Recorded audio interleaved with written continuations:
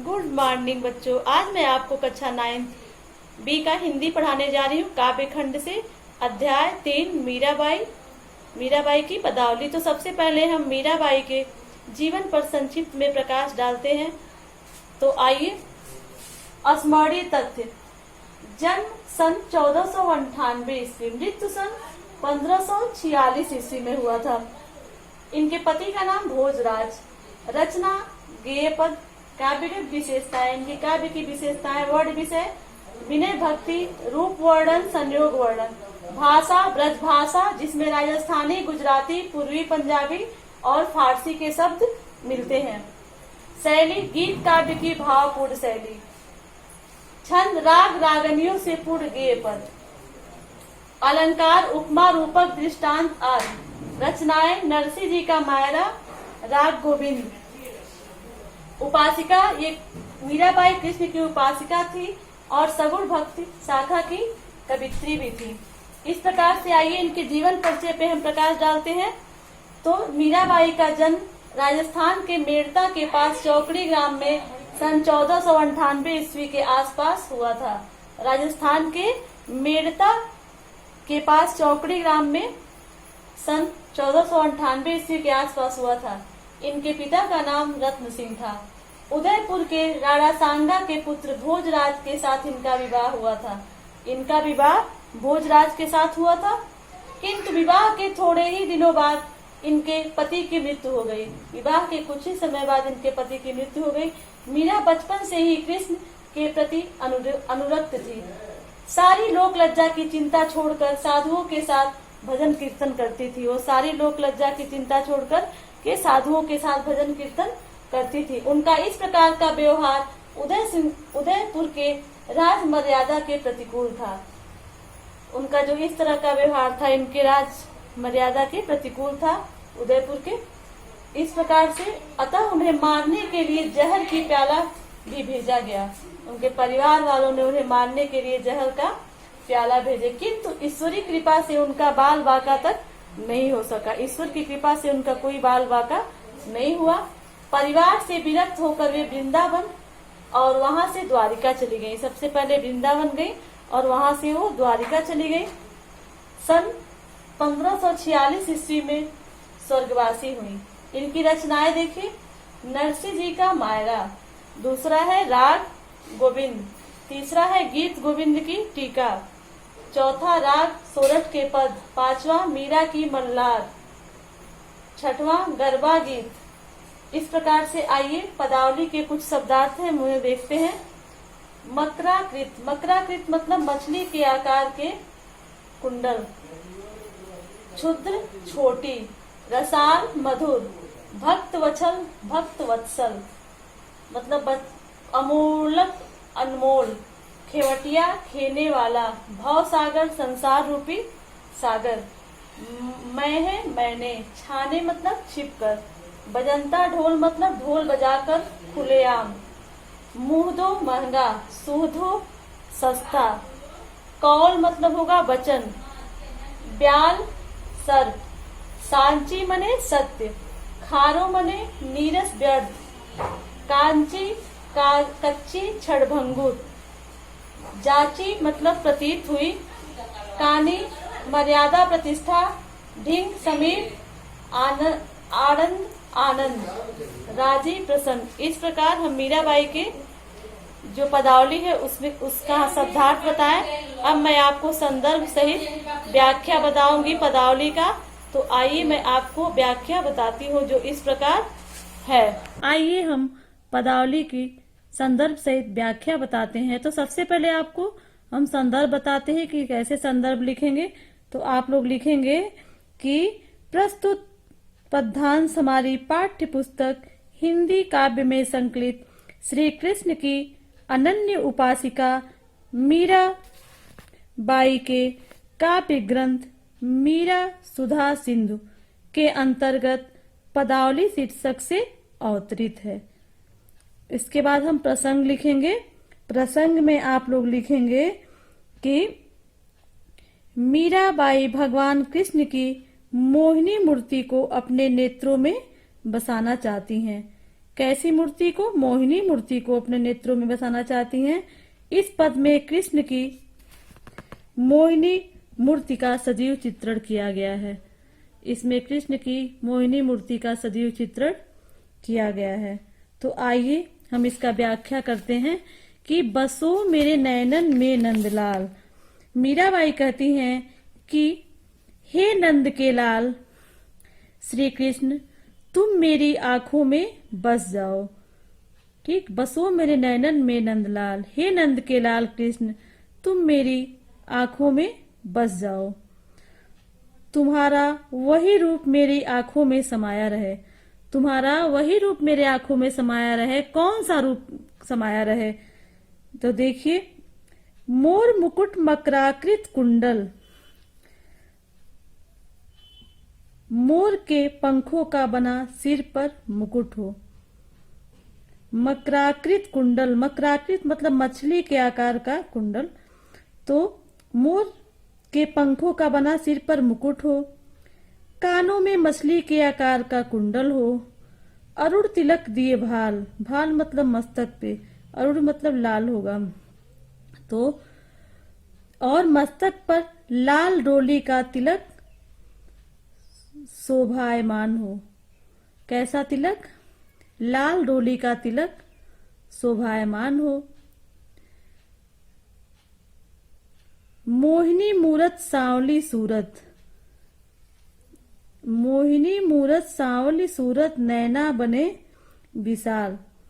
और हे कृष्ण, तुम्हारे मन को मोहित कर लेने वाली मूर्ति हो। श्याम रंग की तुम्हारी आकृति हो, सांवली सूरत और श्याम रंग की तुम्हारी आकृति हो। नैना बने विशाल, नैना बने विशाल, और बड़ी बड़ी आंखें बहुत ही सुंदर लगती हो। अधर सुधा रस मुरली राजत उर बैजंती माल। और अधर सुधा, तुम्हारे ओठों पर क्या हो? तुम्हारे ओठों पर अमृत बरसाने वाली बांसुरी विराजती हो। उर बैजंती माल, उर मतलब हृदय, बैजंती माल में बैजंती की माला। तो तुम्हारे ओठों पर अमृत बरसाने वाली बांसुरी विराजती हो, तुम्हारे हृदय पर बैजंती की माला शोभा देती हो। क्षुद्र घंटिका कटि तट शोभित, और क्षुद्र मतलब छोटी छोटी घंटियां, कटि तटि मतलब कमर के नीचे भाग पे, कमर के तट भाग पर तगड़ी में छोटे छोटे घुंघरू शोभायमान हो। शोभित, नुपुर शब्द रसाल, नुपुर मतलब होता है पायल, नुपुर मतलब क्या होगा? पायल। तो तथा पैरों में पैजनिया की मधुर ध्वनि होती हो। जब बच्चे चलते हैं तो पैरों की पायल बजता है, धीरे धीरे आवाज करते, पैजनियों की मधुर ध्वनि होती हो। मीरा प्रभु संतन सुखदाई, भगत वछल गोपाल। और मीरा के प्रभु कृष्ण क्या है? संतन सुखदाई मतलब संतों को सुख देने वाले तथा भक्तों को प्यार करने वाले हैं। इस प्रकार से आप काव्यगत सौंदर्य देखिए इसका। कृष्ण के प्रति सगुण रूप के प्रति भक्ति की अभिव्यक्त की गई है। भक्ति भाव तीसरा होगा। गेय पद रचना है, अलंकार इसमें है, अनुप्रास तथा रूपक, राजस्थानी भाषा, गीत मुक्तक शैली है, प्रसाद गुण, इसमें गुण है प्रसाद गुण। इस प्रकार से पदावली का पहला व्याख्या आपका समाप्त हुआ। अब आइए हम दूसरा व्याख्या आपके सामने पढ़ते हैं। पायो जी मैंने राम रतन धन पायो, पायो जी मैंने राम रतन धन पायो। वस्तु अमोलक दी मेरे सतगुरु, कृपा कर अपनायो। जन्म जन्म की पूजी पाई, जग में सभी खोआयो, खर्च नहीं कोई चोर न लेवे, दिन दिन बढ़त सवायो। सत्य की नाव खेवटिया सतगुरु, भव सागर तर आयो। मीरा के प्रभु गिरधर नागर, मीरा के प्रभु गिरधर नागर, हरख हरख जस गाय, पायो जी मैंने राम रतन धन पायो। तो संदर्भ सबका एक ही जैसे होगा। प्रसंग देखिए। प्रस्तुत पद में मीराबाई भगवान राम के नाम के महत्व की चर्चा करती हुई कहती हैं। किसके? राम के नाम के महत्व की चर्चा कहती हैं कि राम भगवान का नाम एक अमूल्य रत्न है। जो भगवान राम का नाम है वह अमूल्य रत्न है। अब मैंने पायो जी मैंने राम रतन धन पायो। कहती हैं कि अब मैंने इस अमूल्य रत्न धन को पा लिया है, अर्थात मैंने राम नाम की महिमा को समझ लिया है। वस्तु अमोलक दी मेरे सतगुरु, और मेरे सतगुरु ने कृपा करके मुझे अपना लिया है, मुझे अपनी शिष्या के रूप में स्वीकार कर लिया है। उन्होंने ही मुझे क्या दिया है? राम नाम रूपी अमूल्य वस्तु दी है। मुझे पाकर ऐसा लगता है कि जैसे मैंने जन्म जन्मांतर की पूंजी प्राप्त कर ली है। वस्तु अमोलक दी मेरे सतगुरु कृपा कर अपनायो, और जो राम नाम रूपी अमूल्य वस्तु मेरे सतगुरु ने दी है वो मैंने कृपा करके अपना लिया है। जन्म जन्म की पूंजी पाई, जग में सभी खुआयो। और जैसे मैंने लगता है कि मैंने जन्म जन्मांतर की पूंजी पा गई हो, पूंजी प्राप्त कर ली हो। इससे पाकर संसार की नश्वर वस्तुएं, मुझे झूठे सुखों को मैंने क्या किया है? त्याग दिया है। जग में सभी खुआयो, और मैंने जग में सब कुछ खो दिया है। राम नाम का ऐसा अमूल्य रत्न है कि यह खर्चे नहीं कोई चोर न लेवे, न यह खर्च होता है, न इसे कोई चोर चुरा सकता है। दिन दिन बढ़त सवायो, ये दिन प्रतिदिन सवाया बढ़ता है। आगे मीरा जी कहती हैं कि सत की नाव खेवटिया सतगुरु, कहती हैं कि संसार सागर को पार कराने के लिए सत्य की नौका है। इस नाव को खेने वाला केवट गुरु है। इस नाव को खेने वाला केवट कौन है? गुरु है। भव सागर तर आयो, इसी के द्वारा मैंने संसार सागर को पार कर लिया है। मीरा के प्रभु गिरधर नागर, और मीरा के प्रभु कौन है? गिरधर नागर मतलब गोवर्धन पर्वत धारण करने वाले चतुर श्री कृष्ण है। मीराबाई कहती हैं कि मैं प्रसन्नता पूर्वक उसी का गुणगान करती हूँ। इस प्रकार से दूसरा पदावली भी अब समाप्त हुआ। इसका काव्यगत सौंदर्य देखिए। श्री कृष्ण विषयक रथ की व्यंजना, भाव भक्ति की प्रतीति, गेय पद है, अनुप्रास और रूपक अलंकार है। भाषा इसमें है राजस्थानी हिंदी भाषा, शैली गीत मुक्त शैली। इस प्रकार से रस है शांत और भक्ति। इस प्रकार से ये दूसरा पदावली भी आपका समाप्त हुआ। अब तीसरा पद हम लोग पढ़ेंगे। आइए अब हम आपको तीसरा व्याख्या बताती हूँ। तो सबका संदर्भ एक जैसे ही होगा। तो आइए भाग 3 देखते हैं कि मायरी मैं तो लियो गोविंदो मोल, कोई कहे छाने कोई कहे चुपके, लियो री बजंता ढोल, कोई कहे मुंह धो कोई कहे सूह धो, लियो री तराजू तोल, कोई कहे कारो कोई कहे गोरो, लियो री अमोलक मोल, याहू कु सब जाड़त है, लियो री आखी खोल, मीरा कु प्रभु दर्शन दिन्यो, पूरब जन्म को कोल। अगला है, मैं तो सांवरे के रंग राची, साज सिंगार बांधि पग घुंघरू, लोक लाज तज नाची, गई कुमत लई साधु की संगति, भगत रूप भई साची, गाय गाय हरि के गुण निस्दिन, काल ब्याल सुबाची, उड़ बिन सब जग खारो लागत, और बात सब काची, मीरा श्री गिरधर लाल सु, भगति रसीली जाची। तो आइए सबसे पहले हम इसका प्रसंग देखते हैं। मायरी मैं तो लियो गोविंदो मोल। इस पद में मीराबाई का अपने आराध्य श्री कृष्ण के प्रति समर्पण भावना व्यक्त किया गया है। क्या किया गया है? मीरा का अपने आराध्य श्री कृष्ण के प्रति समर्पण भावना व्यक्त किया गया है। आइए व्याख्या बताते हैं। मीराबाई कहती हैं कि मायरी मैं तो लियो गोविंदो मोल, कि मैंने तो श्री कृष्ण को खरीद लिया है, अर्थात मोल ले लिया है। कोई कहे छाने, कोई कहे चुपके, लियो री बजंता ढोल।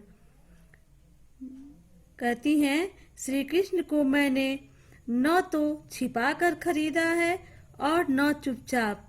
कोई कहता है कि मैंने इन्हें छिपा कर खरीदा है, कोई कहता है कि मैंने इन्हें चुपचाप खरीदा है, लेकिन मैंने तो इसे डंके की चोट पर सबके सामने खरीदा है। अगला है, कोई कहे मुँह धो, कोई कहे सूह धो, लियो री तराजू तोल। कोई कहता है कि मैंने उसका अधिक मूल्य दिया है, कोई कहता है कि मैंने उसे सस्ते में खरीद लिया है, लेकिन सच्चाई यह है कि मैंने उन्हें ठीक ठीक नाप तौल कर खरीदा है।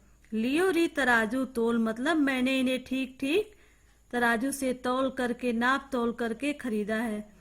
कोई कहे कारो, कोई कहे गोरो, लियो री अमोलक मोल।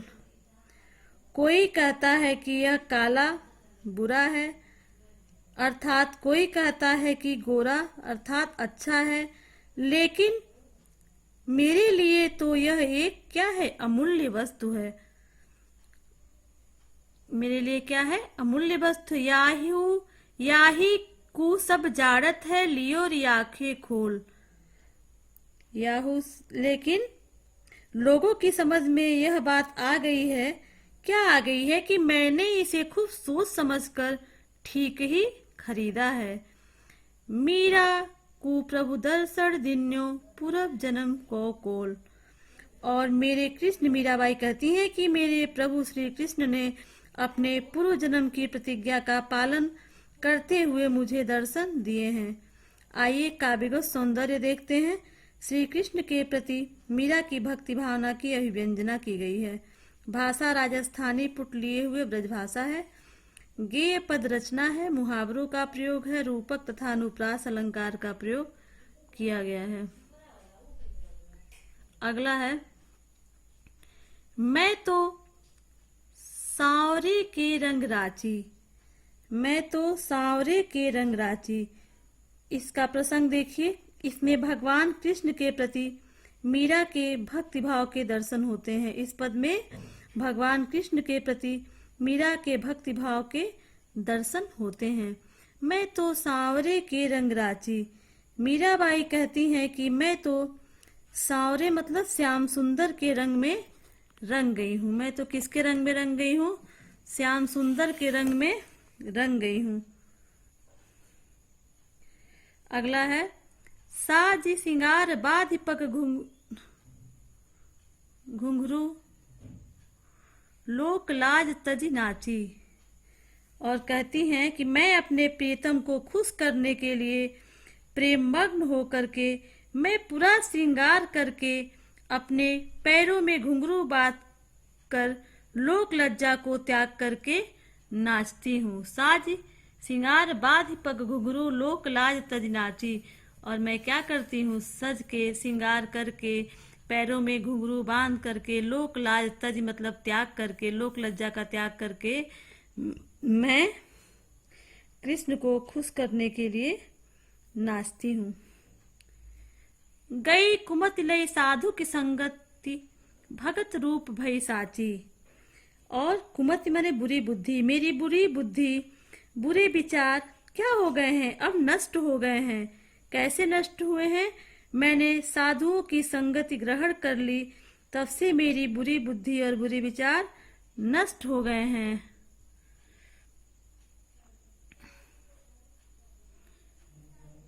गाय गाय के गुण निस्दिन, काल ब्याल सुबाची। और कहती हैं कि मैंने साधुओं की संगत ग्रहण कर ली है, वास्तव में मैंने सच्चे भक्त का रूप प्राप्त कर लिया है। आगे मीरा कहती हैं कि अब मैं रात दिन भगवान के गुणों का गान करती हूँ। क्या करती हूँ? गाय गाय हरि के गुण निस्दिन, काल ब्याल सु बाची। और मैं रात दिन भगवान के गुणों का गान करती हूँ। भगवान की कृपा से मैं जन्म मरण के बंधन से मुक्त होकर के काल रूपी सर्प से बच गई हूँ, अर्थात जन्म मरण के चक्कर से मुक्त हो गई हूँ। उड़बिन सब जग खारो लागत, और बात सब काची। अब कहती हैं उर्बिन मतलब कृष्ण के बिना सारा संसार, खारा मतलब होता है स्वादहीन। सारा संसार कैसा लगता है? स्वादहीन लगता है। श्री कृष्ण के अतिरिक्त अन्य बातें भी मुझे कैसी लगती हैं? बात सब काची मतलब कच्ची एवं झूठी लगती हैं। मीरा श्री गिरधर लाल सुभगत रसीली जाची।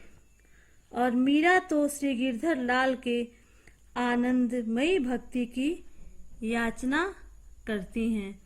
मीरा क्या करती हैं? श्री गिरधर लाल मतलब कृष्ण के भगत रसीली जाची मतलब आनंदमय भक्ति की याचना करती हैं। इसमें आपका काव्यगत सौंदर्य है। मीरा की श्री कृष्ण विषयक रति रस है, भक्ति रस, भाव, गेय, पद रचना, अलंकार, अनुप्रास तथा रूपक अलंकार है। भाषा राजस्थानी, सामान्य जन की भाषा का प्रयोग दर्शनीय है। गुण है माधुर्य, शैली गीत मुक्त शैली। इस प्रकार से मैंने आपको 4 व्याख्या बता दिया। अब आपको मैं 5वां व्याख्या बताने जा रही हूं, तो आइए देखते हैं।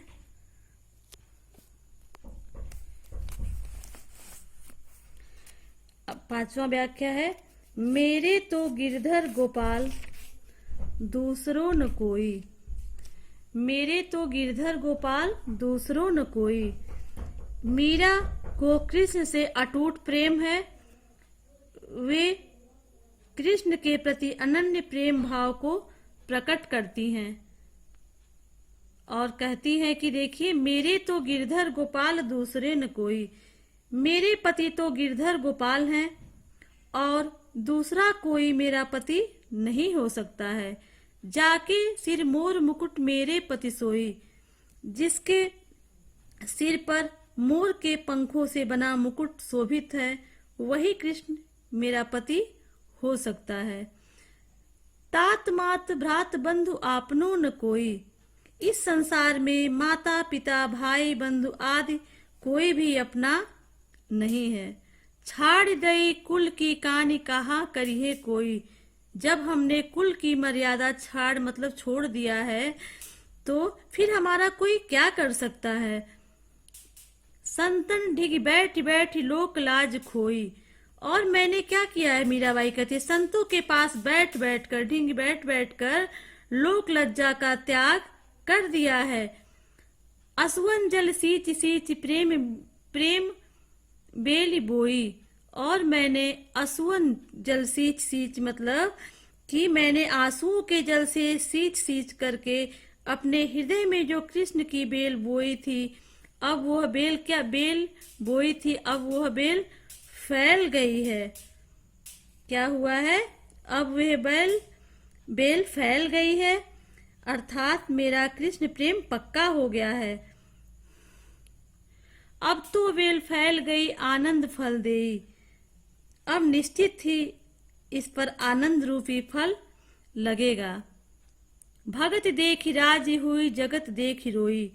परंतु जब मैं इस जगत को देखती हूँ तो मुझे रोना आता है, क्योंकि इस जगत में माया, मोह, छल, कपट और पाप है। और जब मैं किसी भगत को देखती हूँ तो मुझे खुशी होती है, क्योंकि भगत तो भगवान का प्रिय होता है। दासी मीरा लाल गिरधर तारो अब मोही। और मीरा कहती हैं कि मैं मीरा तुम्हारी दासी हूँ, अब आप मुझे संसार सागर से पार करा दो। इस प्रकार से इसका काव्यगत सौंदर्य है। मीरा की भक्ति दाम्पत्य भाव की भक्ति है। दूसरा है मीरा श्री कृष्ण को पति के रूप में पाना चाहती हैं। तीसरा है इसमें प्रीतम के विरह में मीरा व्याकुल है। रस शांत रस, गेय पद रचना है, अलंकार अनुप्रास है, भाषा शुद्ध साहित्यिक राजस्थानी है, शैली गीत मुक्तक काव्य शैली का प्रयोग किया गया है। इस प्रकार से आपका 5वां पदावली भी समाप्त हो गया। इस प्रकार अध्याय 3 मीराबाई की पदावली अब समाप्त हो गई। Thank you, have a nice day.